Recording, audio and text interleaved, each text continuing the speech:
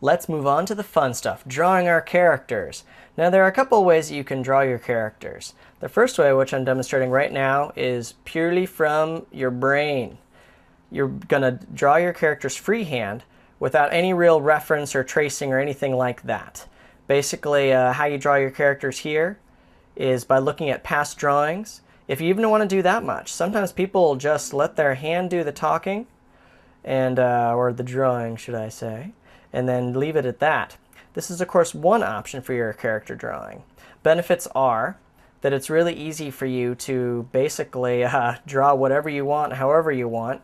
Your thought processes move very quickly, and I mean, there's not a whole lot of time for thinking, which means there's not as many time for thinking about mistakes either. A lot of people have problems drawing cartoons and a lot of other things because they kind of get bogged down and they start worrying about things. Drawing in freehand means you're just letting your pencil glide over the page and you're not worrying about fitting any direct pattern.